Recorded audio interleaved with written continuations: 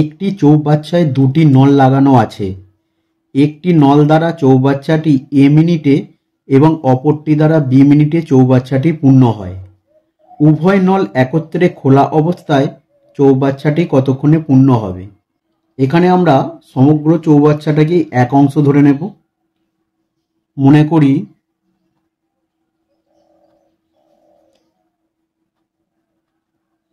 সমগ্র চৌবাচ্চাটি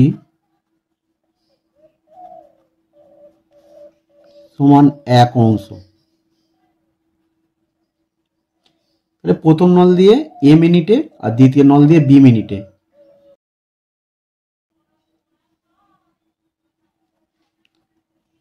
প্রথম নল দিয়ে এ মিনিটে পূর্ণ হয়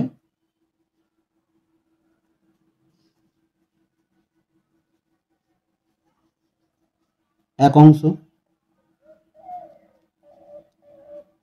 প্রথম নল দিয়ে 1 মিনিটে পূর্ণ হয় 1/a অংশ।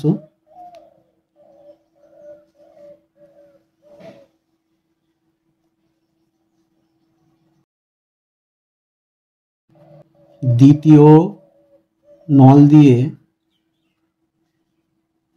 বি মিনিটে পূর্ণ হয় এক অংশ। দ্বিতীয় নল দিয়ে 1 মিনিটে পূর্ণ হয় 1/b অংশ। তাহলে বলেছে দুটো নল যদি একত্রে খোলা থাকে, তাহলে আমরা দেখব দুটো নল একত্রে খোলা থাকলে 1 মিনিটে কতটা পূর্ণ হয়। অতএব দুটি নল একত্রে খোলা অবস্থায়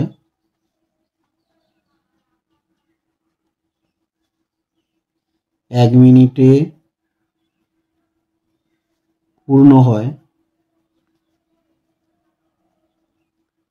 তাহলে 1/a 1/b 1/a যোগ 1/b অংশ সমান, এটা করলে এ বি হবে লসাগু, তাহলে বি প্লাস এ অংশ সমান a plus b by a b অংশ।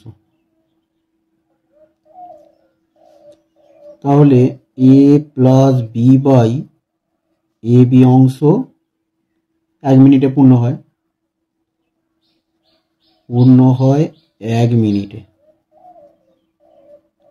তাহলে এক অংশটা করলে এক অংশ পূর্ণ হয় 1/a plus b by a b মিনিটে।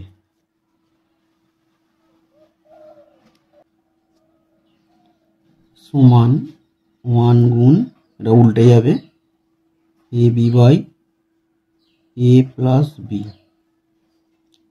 মিনিটে সমান a b by a plus b minute.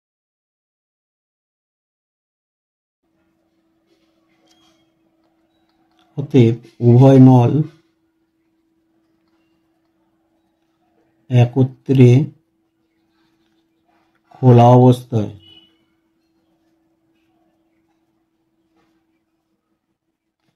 চৌবাচ্চাটি